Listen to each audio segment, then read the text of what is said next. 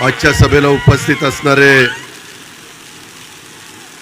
आपले खासदार प्रांताध्यक्ष सुनीलजी तटकरेजी, प्रदेशाध्यक्ष महिलांची जबाबदारी स्वीकारलेला रुपाली चाकणजी,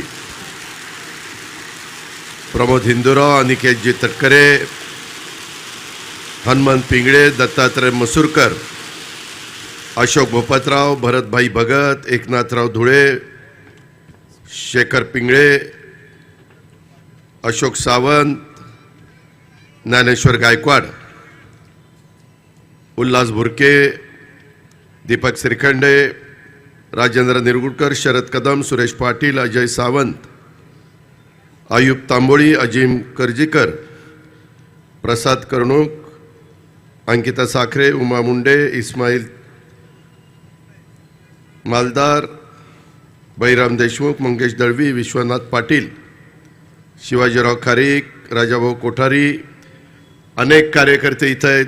HR पाटील, भगवानराव चंचे, संतोष बैलमारे, भगवानराव भोईर, मनीष यादव, प्राचीताई पाटील, रंजनाताई धुळे, संतोष गुरव, धनाजी गरुड, राजेश दळवी, विशेषतः माझ्या कर्जत, खोपोली, खालापूर, नेरळ, माथेरान ह्या भागातून आलेले राष्ट्रवादी काँग्रेस पक्षाचे सर्व सन्माननीय आजी माजी पदाधिकारी, सर्व या परिसरातील जमलेले प्रतिष्ठित नागरिक आणि ज्यांनी पुढाकार घेऊन आज कर्जत तालुका राष्ट्रवादी काँग्रेस पक्षाच्या जनसंपर्क कार्यालयाच्या लोकार्पण या कार्यक्रमाच्या निमित्तानं मला आणि माझ्या सहकाऱ्यांना बोलवलं आणि आपणही ह्या सभेच्या निमित्तानं आला, ते आपल्या सगळ्यांचं मनापासून त्यांनी पुढाकार घेऊन जी अतिशय उत्तम प्रकारे व्यवस्था केली, ते सुधाकरजी घारे,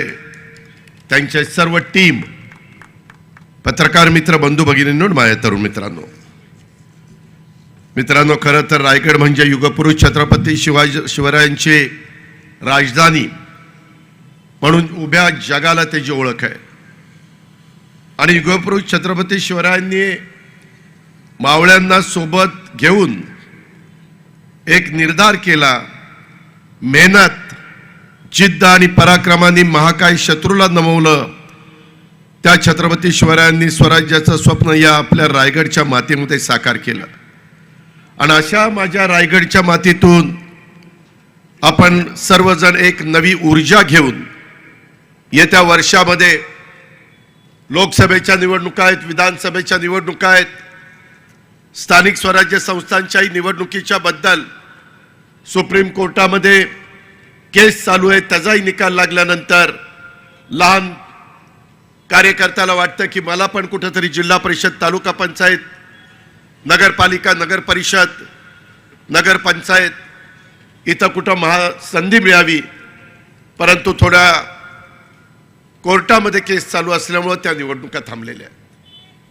शेवटी आपल्याला सगळ्यांना आपला व्यवसाय, पाणी, धंदा सगळं करावंच लागतं, परंतु ते करत असताना त्या राज्याचा सर्वांगीण विकास करणारी माणसं, त्या राज्याचा सर्व जाती धर्माला न्याय देणारे सरकारचे राज्यकर्ते, अशांच्या पाठीशी जर उभं राहिलं, कायदा सुव्यवस्था चांगला राहिला पाहिजे, लोकांचे प्रश्न सुटले पाहिजे, सर्वसामान्य शेवटच्या माणसाला देखील हे सरकार माझ्याकरता काम करता अशा प्रकारचा विश्वास हा कृतीतनं वाटला पाहिजे.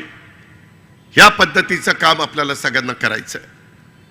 मधल्या काळामध्ये काही राजकीय बदल झाले, त्याच्याबद्दल बराच उहापोह झाला. खरं तर मला आपल्याला सगळ्यांना सांगायचं आहे की आम्ही सगळेजण काम करत असताना युगपुरुष छत्रपती शिवाजी महाराजांची प्रेरणा आणि शाहू फुले आंबेडकरांचा विचारधारा आणि स्वर्गीय यशवंतराव चव्हाण साहेबांनी सांगितलेल्या सत्तेतून बहुजन समाजाचा विकास या सूत्रावर चालणारा हा राष्ट्रवादी काँग्रेस पक्ष आहे. आपल्या इथं मगाशीच बोलत असताना सुधाकरजींनी सांगितलं, सुनीलजींनी सांगितलं की या जिल्ह्यामध्ये, या तालुक्यामध्ये समुद्र किनारा आहे, डोंगराळ भाग आहे, नागरीकरण मोठ्या प्रमाणावर होत आहे. दळणवळणाच्या निमित्तानं रेल्वे गेली आहे. रस्त्यांचं जाळं निर्माण झालेलं आहे. लवकरच आमचा प्रयत्न आहे की पनवेलच्या परिसरामध्ये आंतरराष्ट्रीय दर्जाचा विमानतळ व्हावा. त्याच्यातून पण या भागामध्ये चित्र बदललं जाणार आहे. अनेक महत्त्वाच्या भागाला जोडणारं काम, विशेषतः माझा नगर जिल्हा असेल, पुणे जिल्हा असेल, तिकडून घाटातनं येताना लोकांना त्रास होतो. तिथंही काही वेगळी व्यवस्था करण्याचा या सरकारचा आमचा सगळ्यांचा प्रयत्न आहे. का तर इथल्या तरुणांना त्याच्यातनं रोजगार जास्त मिळाला पाहिजे. मी बघितलंय राजकीय जीवनामध्ये, मी सुनील तटकरे जे आम्ही अनेक जण काम करतो, आज 30, 32, 35 वर्ष काम करतोय. त्याच्यातून पर्यटनाला जर आपण चालना दिली तर सर्वात जास्त रोजगार हा स्थानिकांना मिळतो. शेवटी प्रत्येकाच्या रोजीरोटीचा प्रश्न आहे. आम्ही तर पंतप्रधान नरेंद्र मोदी साहेबांनी ज्या गेल्या 9 वर्षामध्ये, 9.5 वर्षामध्ये भारताच्या जनतेच्या करता योजना जाहीर केलेल्या आहेत, त्या योजना शेवटच्या माणसाच्या पर्यंत पोहोचवण्याच्या करता आमचा सगळ्यांचा प्रयत्न चालू आहे. वेगवेगळ्या पद्धतीनं बसेस त्यामध्ये सोडलेल्या आहेत. त्याच्यात केंद्राच्या काही योजना आहेत, राज्याच्या काही योजना आहेत. शासन आपल्या दारी या निमित्तानं देखील लोकांच्या पर्यंत जाऊन त्याच्यातनं महिला असतील, पुरुष असतील, दिव्यांग असतील, समाजातल्या सर्व जाती धर्माचा घटक असेल, त्याचा अधिकार आहे, तो अधिकार देण्याचं काम, त्याला लाभ देण्याचं काम आम्ही सगळेजण एकनाथराव शिंदे, देवेंद्र फडणवीस आणि आम्ही ह्या महायुतीच्या सरकारच्या माध्यमातून करतोय. मित्रांनो, काही जण कदाचित विचार करत असतील की ही भूमिका का घेतली. ही भूमिका घेण्याचं आम्ही काही साधू संत नाहीये.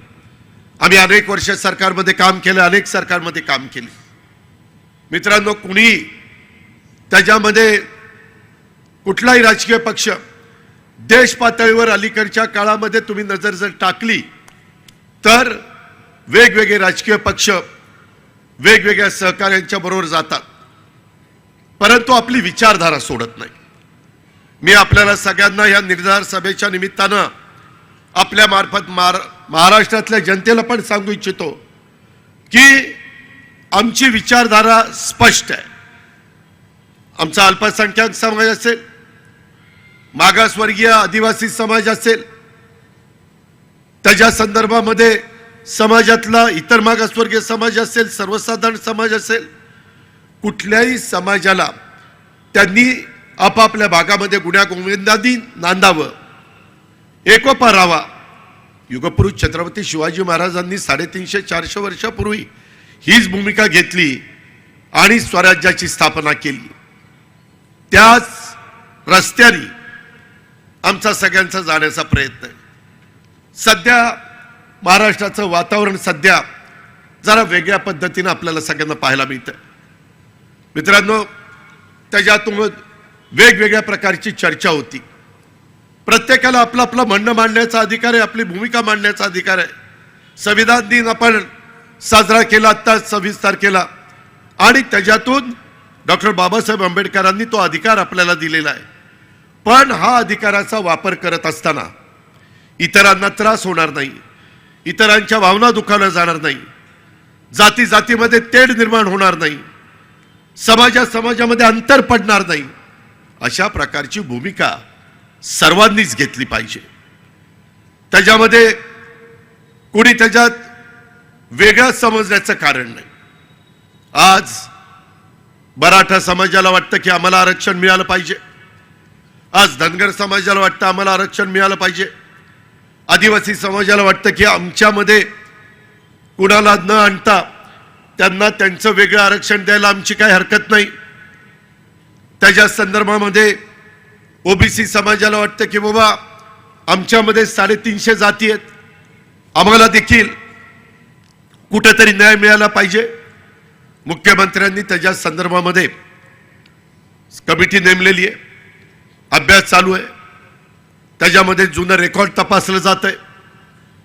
त्यामध्ये कुठेही कुणावर अन्याय होणार नाही, सर्व राजकीय पक्षांची बैठक घेतली, सर्व नेतेगण त्याला हजर होते.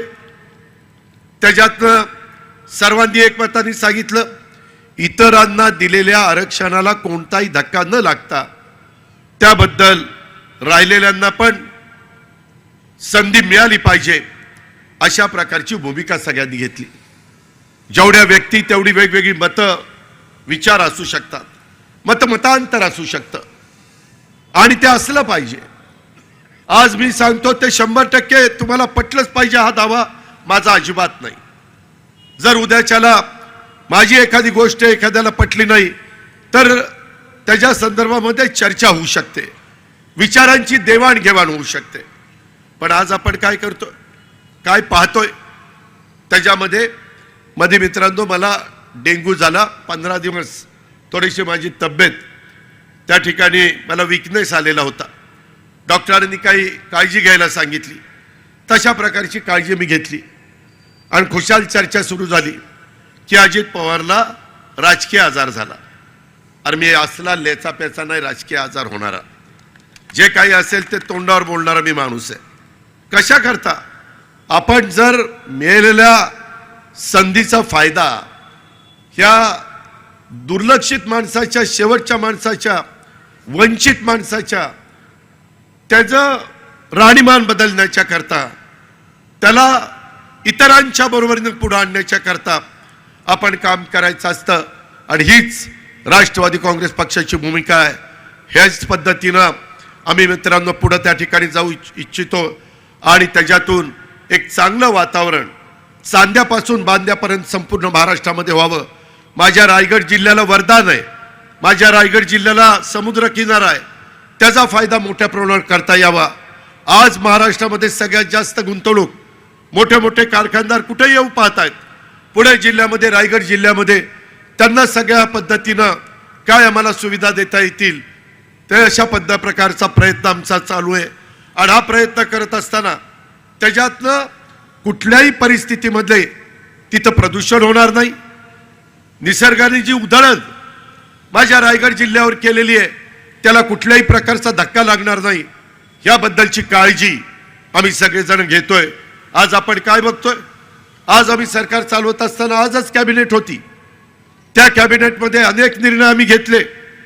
ते निर्णय घेताना कर्जतकरांनो एक गोष्ट तुम्ही लक्षात घ्या, आज राज्यामध्ये काही तालुक्यांच्या मध्ये दुष्काळ आहे, तिथं आम्हाला टँकर द्यावे लागतात, जनावरांना चारा द्यावा लागतो, चारा डेपो द्यावे लागतात, तिथल्या लाईटच्या बिलाच्या बद्दल सवलती द्याव्या लागतात, तिथं इतर अनेक प्रकारचे निर्णय आम्हाला घ्यावे लागतात. काही मंडळ आहेत त्या मंडळामध्ये देखील आपल्याला काही सवलती द्याव्या लागतात. आणि काही भागामध्ये आजच आम्ही चर्चा केली, एवढा धोधो पाऊस पडला आहे की त्याच्यातनं माझ्या शेतकऱ्यांची पिकं उद्ध्वस्त झाली. माझ्या कोकणामध्ये देखील काही भागामध्ये भात काढलेला, आता तो भात घरामध्ये आणायचा, परंतु सगळा भात भिजून गेला. अशा प्रकारची संकट येत आहेत. त्याच्याकरता पीक विमा उतरवलेला आहे. 1 रुपयामध्ये पीक विमा आजपर्यंतच्या कुठल्याही राज्यकर्त्यांनी, मी मागे देखील सरकारमध्ये काम केलेलं आहे, अनेक सरकारमध्ये काम करणारा कार्यकर्ता म्हणून तुम्ही आजपर्यंत मला पाहिलेलं आहे. परंतु आता आम्ही या महायुतीच्या काळामध्ये तुम्ही पैसे भरायचे नाही, आम्ही तुमचे त्या ठिकाणी 1 रुपया भरणार, तुम्ही 1 रुपया भरायचा, बाकी सगळे पैसे केंद्र सरकार, राज्य सरकार भरणार. ह्या प्रकारे आपण सगळ्यांनी भूमिका घेतली. आता आम्ही विमा कंपन्यांना सांगितलंय आणि जिथं जिथं नुकसान झालं तिथं मदत करायला सांगितलेली. NDRF SDRFची मदत त्या ठिकाणी आम्ही करतोय.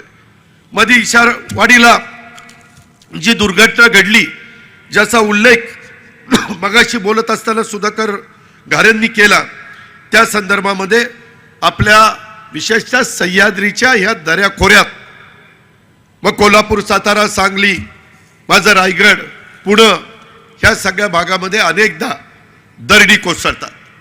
पावसाळा सुरू झाल्यानंतर कधी कधी गावाच्या गावं गाडली जातात, वाड्याच्या वाड्या उद्ध्वस्त होतात. आणि त्यामध्ये आम्ही दरडग्रस्त भाग, दरड प्रवण भागाला मदत करण्याची भूमिका घेतली.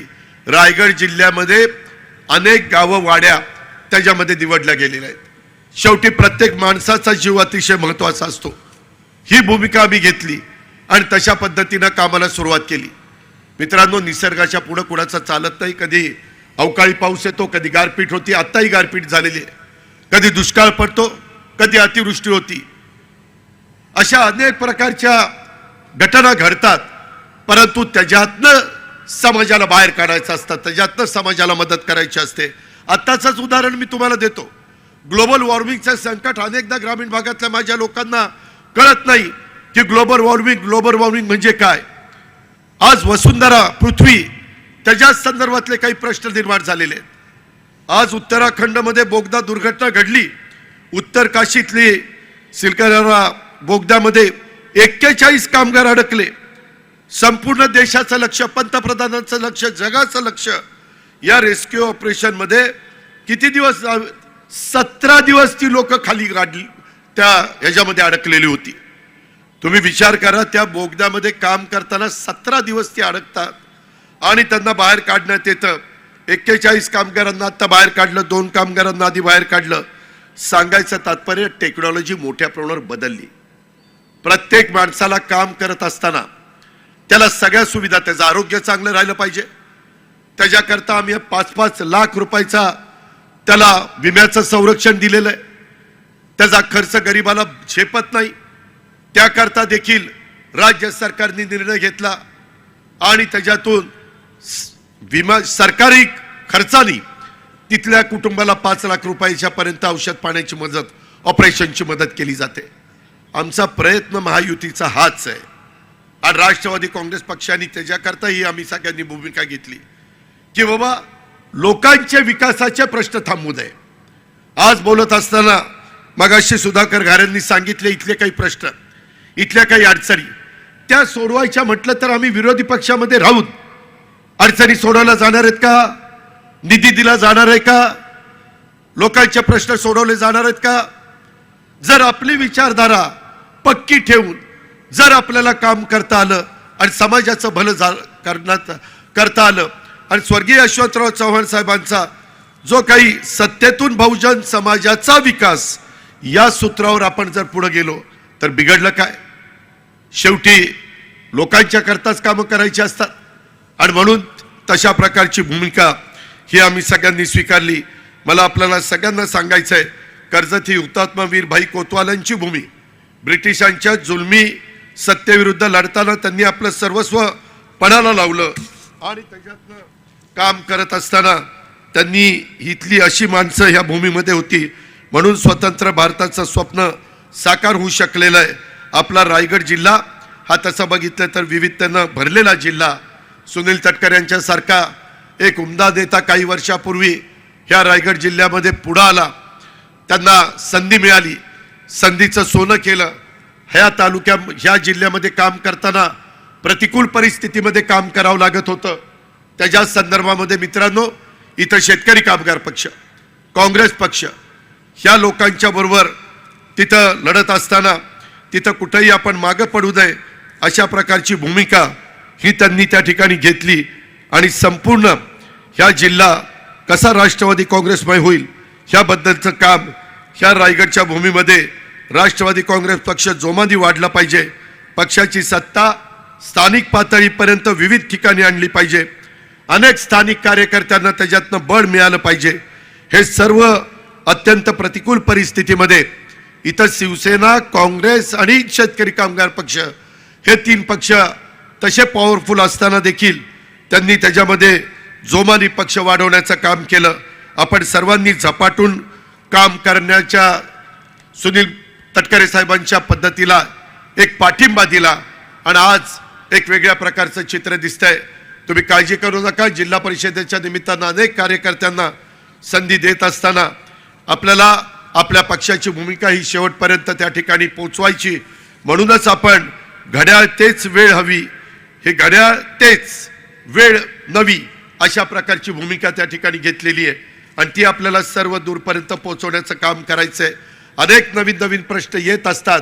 सुदैवाने आम्ही सरकारमध्ये गेल्यानंतर काही महत्त्वाची खाती देखील राष्ट्रवादी काँग्रेस पक्षाकडे घेण्याचा प्रयत्न मी त्या बाबतीमध्ये केलेला आहे. आत्ताच आदिती तटकरे इथं स्टेजवर आलेले आहेत. तिच्याकडं आम्ही महिला बाल विकासाचा एक महत्त्वाची जबाबदारी दिलेली आहे. पाठीमागच्या काळामध्ये महिलांना संधी दिलेली नव्हती. यावेळेस जाणीवपूर्वक महिलांना संधी देण्याचं काम कॅबिनेटमध्ये करण्यात आलेलं आहे. त्याच्यातून धनंजय मुंडे यांच्याकडे कृषी खातं आहे, माझ्यासारख्याकडे अर्थ आणि नियोजन खातं आहे, भुजबळ साहेबांच्याकडे अन्न नागरी पुरवठ्यासारखं महत्त्वाचं खातं आहे. त्याच्या संदर्भामध्ये क्रीडा खातं आणि युवक कल्याण खातं आमच्या संजय बनसोडेकडे आहे.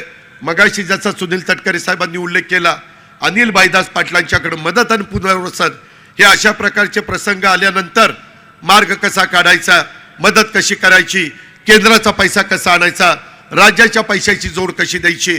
आता जे मगाशी बोलत असताना सुधाकर घारेंनी सांगितलं दरडग्रस्त भागाच्या बाबतीत, मित्रांनो मी बघितलं गेल्या 5 वर्षामध्ये माझ्या कोकणात 4 वेळेला नैसर्गिक संकट आलं. 4 वेळेला एवढं जोरात वादळ आलं की होत्याचं नव्हतं झालं. आणि हे 5 वर्षात जर 4दा होत असेल तर कुठेतरी काही ठोस भूमिका घेतली पाहिजे. हे सगळे सांगायचे, आदिती सांगायचे, बाकीचे माझे सगळे सहकारी सांगायचे. आम्ही केंद्राशी बोललो. आता पहिल्या टप्प्यामध्ये 4,000 कोटीचा कार्यक्रम आणलेला आहे. त्याच्या संदर्भातली काही कामं सुरू केलेली आहे, काही कामं आता सुरू होतील पाईपलाईनमध्ये. हे कशा करता आपण करतोय? एकंदरीतच राज्याची भौगोलिक परिस्थिती फार वेगळी असल्यामुळं अनेक प्रकारचे प्रसंग अचानक कुठं ना कुठं काही घडतात आणि त्याच्यातनं मार्ग काढण्याचा प्रयत्न मग आपण करत असतो. आणि म्हणून आम्हाला गेले 30-32 वर्ष समाजकारण राजकारणाचा अनुभव असल्यामुळं पक्ष कशा पद्धतीनं संघटना वाढवायची असते ह्या सगळ्या गोष्टीचा अनुभव असल्यामुळं मित्रांनो, आपण ह्या सगळ्या अनुभवाचा फायदा हा आपल्या पक्षाला पण व्हावा, त्या भागात मध्ये काम करत असताना जनतेला पण व्हावा. आज तरुणांचा बेकारीचा प्रश्न त्यांच्या समोर उभा आहे. आम्ही 1 लाखाच्या पेक्षा जास्त नोकर भरती राज्य सरकारमध्ये विविध खात्यामध्ये सुरू केलेली आहे. इतर पण मोठे मोठे उद्योग येण्याच्या करता त्यांच्याशी आम्ही चर्चा करतो, त्यांना सवलती देतोय, त्याच्यातनं मार्ग काढतोय. मी आत्ताच खोपोलीला ज्यावेळेस उतरलो त्यावेळेस मी सुनील तटकरे साहेबांशी, दत्तात्रय मसुरकर साहेबांशी आणि इतरांशी बोलत होतो किंवा इथं काही उद्योग बंद पडलेले आहेत, तिथं काय करता येईल आणि त्याच्यातून पुढं जाण्याचा आमचा सगळ्यांचा प्रयत्न आहे. राज्य अतिशय समाधानाचं चित्र महाराष्ट्रामध्ये निर्माण झालं पाहिजे. विरोधाला विरोध करण्याची भूमिका माझी कालही नव्हती, आजही नाहीये, उद्याही नसणार आहे, हे पण स्पष्टपणे मी आपल्या सगळ्यांना सांगू इच्छितो. आज मी ज्यावेळेस इथं आलो त्यावेळेस मला बऱ्याच दिवसापूर्वी स्वतः सुनील तटकरे साहेबांनी सांगितलं होतं की आपल्याला कर्जत तालुक्यात उद्या आणि परवा 2 दिवसाचं शिबिर आहे. त्याच्यामध्ये देखील आम्ही आमच्या पक्षाची भूमिका ह्या शिबिराच्या माध्यमातून संपूर्ण महाराष्ट्राला काय आम्ही करू पाहतोय हे सांगण्याचा प्रयत्न आम्ही सगळेजण करणार आहोत. आणि त्याच्यातून कर्जत तालुक्यामध्ये तुम्ही आदल्या दिवशी या, तिथं अतिशय चांगल्या प्रकारे राष्ट्रवादी काँग्रेस पक्षाचं जनसंपर्क कार्यालय हे आमच्या सुधाकर घारेंनी आणि त्यांच्या सगळ्या सहकाऱ्यांनी उभं केलेलं आहे. मी माझ्या मनामध्ये कार्यालय म्हणजे काय साधं कार्यालय असेल, तिथं आल्यानंतर बघितलं अरे आमच्या प्रांताध्यक्षाला पण एवढं मोठं कार्यालय नाही. प्रांताध्यक्षाचंच काय सांगता, आमच्या महिला अध्यक्षाला पण तेवढं कार्यालय नाही. त्या दोघांचं काय घेऊन बसताय? अरे मला पण एवढं मोठं कार्यालय नाही.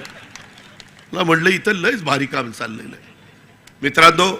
परंतु मी अलीकडंच सरकारमध्ये काम करत असताना आजच तटकरे साहेब मी एक प्रेझेंटेशन तिथं द्यायला सांगितलं होतं. मी आणि दीपक केसरकरनी मराठी भाषा भवन, अतिशय चांगली इमारत मरीन ड्राईव्हला, तिथं हॉस्टेल पण आपण चांगलं करतोय. जे सावित्रीबाई फुले हॉस्टेल होतं ते जरा पाठीमागच्या तिथंच त्याच प्लॉटमध्ये करतोय. आणि साधारण माझ्या माहितीप्रमाणे जवळपास 500 पर्यंत मुली तिथं राहतील.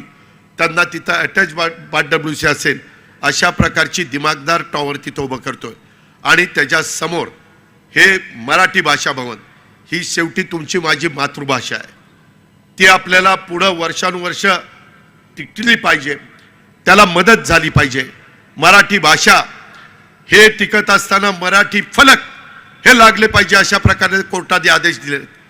जवळपास 250 कोटी रुपयाचं काम तिथं आपण सुरू करतोय. 1.5 लाख स्क्वेअर फीटची ती वाचतोय.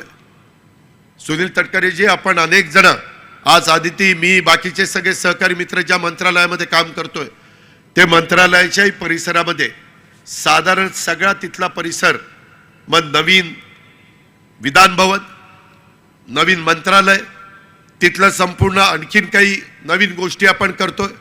जवळपास 7-7.5 हजार कोटीचं काम आपण तिथं हातामध्ये घेतोय. शेवटी माझा महाराष्ट्रातला सर्वसामान्य माणूस कामाच्या निमित्तानं जर कुठल्या कार्यालयात सरकारच्या गेला तर तिथं त्याला सुविधा मिळाल्या पाहिजेत. आज आया बहिणी देखील मोठ्या प्रमाणावर बाहेर पडलेल्या आहेत. त्यांना तिथं स्वच्छतागृह पाहिजे, पुरुषांना तिथं व्यवस्थितपणे सुविधा पाहिजे. ह्या प्रकारची भूमिका महायुतीच्या सरकारने स्वीकारलेली आहे. आज ते प्रेझेंटेशन बघितल्यानंतर मुख्यमंत्र्यांनी पण त्याला मान्यता दिली, कॅबिनेटनी मान्यता दिली, देवेंद्रजींनी मान्यता दिली. लवकरच त्याच्यामध्ये पुढं कामाला आम्ही सुरुवात करतोय. आता नावाशेवा ते शिवडी हाही ब्रिज साधारण नवीन वर्षामध्ये सुरू करण्याचा आमचा सगळ्यांचा मानस आहे. उद्याच्या 4 तारखेला देशाचे पंतप्रधान सिंधुदुर्गला येत आहेत.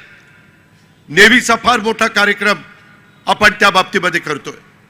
वेगवेगळ्या गोष्टी जे तुमच्या माझ्या राज्याच्या भल्या करता असतील त्या आपल्या राज्यामध्ये कशा आणता येतील, त्याच्यातनं केंद्राची मदत कशी मिळवता येईल, केंद्राचा निधी कसा मिळवता येईल, ह्या प्रकारचं सातत्याने काम आमचं चाललेलं आहे. वेळ पडली तर सकाळी 9 वाजता 8:30 वाजता मंत्रालयामध्ये जायचं आणि कामाला सुरुवात करायची. त्याच्यामध्ये आम्हाला ती आवड आहे. लोकांचं काम झालं पाहिजे. आज मंत्रालयामध्ये माणूस आल्यानंतर त्याला तिथं त्याचं काम होतंय अशा पद्धतीचे एक विश्वास वाटला पाहिजे. हे नुसतं मंत्रालयापुरतं नाही, ज्याचा उल्लेख मगाशी बोलत असताना रुपाली चाकणकरांनी केला. राष्ट्रवादी काँग्रेस पक्षाच्या ऑफिसमध्ये देखील आम्ही मंत्रीगण त्या ठिकाणी आठवड्यातनं 1 दिवस जनता दरबार घेतो. का तर लोकांचे प्रश्न सुटावेत. सुधाकर घारेजी, आपण तिथं तालुका अध्यक्षाला, महिला अध्यक्षाला, युवक अध्यक्षाला, युवती अध्यक्षाला, सगळ्या शहरातल्या अध्यक्षांना अतिशय चांगल्या प्रकारची सोय केलेली आहे. येणारा तिथं प्रत्येक माणूस, कार्यकर्ते येतीलच, परंतु नागरिक ज्यावेळेस येतील, त्याच्या अडीअडचणी घेऊन येतील, त्यावेळेस त्या ऑफिसमध्ये बसणाऱ्या सगळ्या कार्यकर्त्यांनी, सगळ्या पदाधिकाऱ्यांनी, विशेषतः आलेल्यांना व्यवस्थितपणे त्यांना वागणूक दिली पाहिजे. आपलेपणाने त्यांच्याशी बोललं पाहिजे.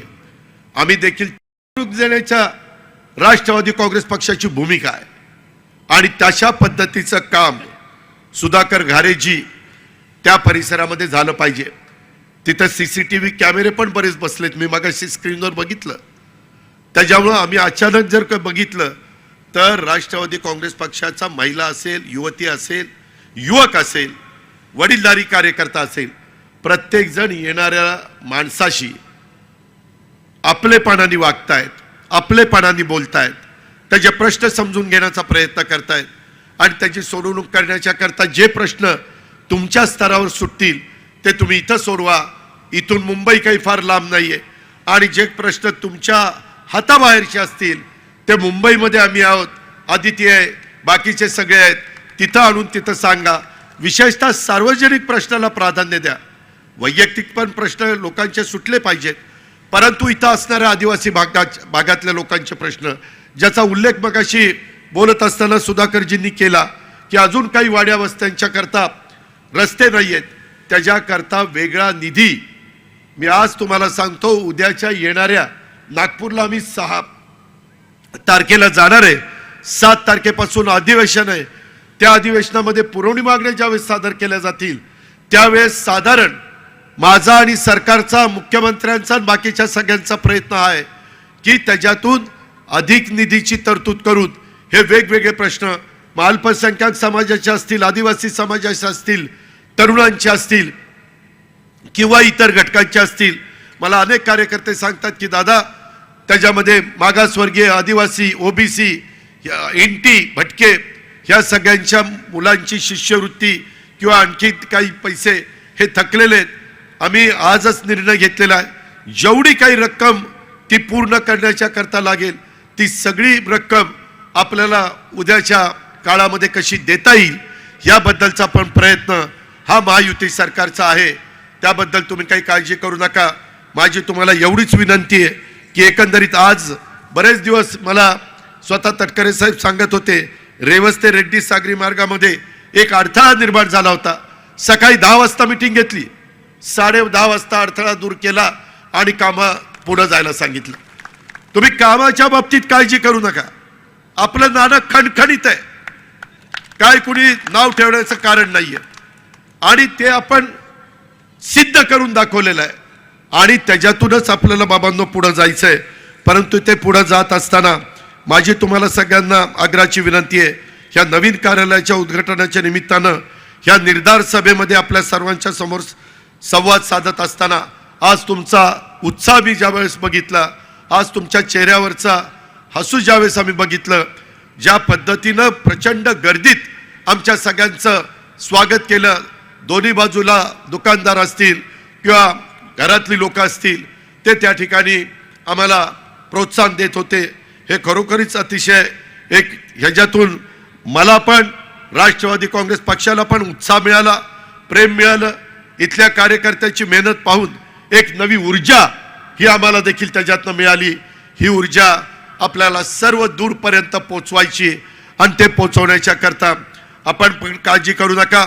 इथली तरुण मुलं वेगवेगळ्या घोषणा देत होती, त्याबद्दल पण काळजी करू नका. पहिली लोकसभेची निवडणूक आहे आणि नंतर तुमच्या मनात जी आहे ती निवडणूक आहे. परंतु आम्ही लोकांच्या मनामध्ये काय आहे ते जाणणारी माणसं आहोत. लोकशाहीमध्ये काम करत असताना बहुमताचा आदर करायचा असतो हे आम्ही आमच्या वरिष्ठांसकट सगळ्यांना सांगत होतो. परंतु काहींनी ऐकलं, काहींनी नाही ऐकलं. आता काय करायचं, शेवटी लोकांचे प्रश्न सुटावेत म्हणून अशा प्रकारची भूमिका ही मित्रांनो आम्हाला सगळ्यांना घ्यावी लागलेली आहे. ही पण बाब आपण सगळ्यांनी या निमित्तानं लक्षामध्ये ठेवावी आणि एकंदरीतच काम करत असताना इथून पुढच्या काळामध्ये आम्ही कुठल्याही परिस्थितीत राजकीय भूमिका तुमच्या समोर खंबीरपणे मांडत असताना शाहू फुले आंबेडकरांची विचारधारा हीच आपल्या पक्षाची विचारधारा आहे. राजकीय युती ही प्रत्येक पक्षाला त्या त्या वेळेसची तिथली राजकीय परिस्थिती बघून ही करावी लागते. तुम्ही पाहिलं मागे नितीश कुमारनी पण काही भूमिका घेतलेली पाहिली, तिथं ममता बॅनर्जीने पण काही भूमिका घेतलेली पाहिली, जयललिता हयात नाहीत परंतु त्यांनी पण काही भूमिका घेतलेली पाहिली. आपल्या महाराष्ट्राने पण 1978 पासून वेगवेगळ्या प्रकारच्या राजकीय भूमिका ह्या राज्यामध्ये काय घेतल्या गेल्यात ते पण आपण पाहिलेलं आहे. आणि त्याच्यामुळं राजकीय युती ही प्रत्येक पक्षाला त्या त्या वेळेसची राजकीय परिस्थितीनुसार घ्यावी लागते. यातून पूर्ण देशामध्ये एक देखील पक्ष सुटलेला नाहीये. सत्तेतून लोकांची कामं करणं ही राष्ट्रवादी काँग्रेस पक्षाची आणि कार्यकर्त्याची आणि नेत्याची भूमिका आहे. हातावर हात ठेवून धरून फक्त विरोध करत राहणं हा आपल्या पक्षाचा स्वभाव नाहीये, पद्धत नाहीये. आणि म्हणून येणारं नवीन वर्ष मला सगळ्या माझ्या राष्ट्रवादी काँग्रेस पक्षाच्या कार्यकर्त्यांना सांगायचंय की त्याच्यामध्ये आपल्याला सतत लोकांच्या समोर जाताना नम्रपणे जावं लागणार आहे, त्यांच्याशी संवाद साधण्याचं काम करावं लागणार आहे. निवडणुकीच्या वातावरणामध्ये अनेक चांगल्या वाईट गोष्टी होत असतात, मात्र हे सर्व होत असताना राष्ट्रवादी काँग्रेस पक्षाच्या कार्यकर्त्यांनी तिथं आपण राष्ट्रवादी काँग्रेस पक्षाचा कार्यकर्ता आहे हा विसर कुठं कमी पडता कामा नये. आणि त्याच्यातून त्या नात्यानेच तुम्हाला निर्धार करावा लागणार आहे आणि तुम्ही सर्व हे निर्धार सभेच्या निमित्तानं लक्षात घ्याल अशा प्रकारची अपेक्षा या निमित्तानं व्यक्त करतो. इथं काढलेली रांगोळी, बऱ्याचदा रांगोळी काढली जाते मग सांगावं लागतं ही अजित पवारची रांगोळी, ही सुनील तटकरेची रांगोळी, पण आमच्या कैलासनी काढलेली रांगोळी अजिबात सांगावं लागत नाही. सुनील तटकरेंनी पण त्यांची रांगोळी ओळखली आणि मी पण माझी रांगोळी ओळखली. त्याचं कैलासचं मनापासून कौतुक करतो. ज्या दिमागदारपणे आमच्या सुधाकर घारेंनी आणि सगळ्या राष्ट्रवादी काँग्रेस पक्षाच्या कार्यकर्त्यांनी ही प्रचंड हजारोच्या संख्येने सभा आयोजित केली त्याबद्दल पुन्हा एकदा त्यांचा मनापासून आभार मानतो. मी जाता जाता कार्यकर्त्यांना सांगतो, हलक्या कानाचं राहू नका. कधी कधी कारण नसताना आपल्यात मतभेद होण्याच्या करता लोकशाही मराठी ऐका, पहा, जागरूक रहा.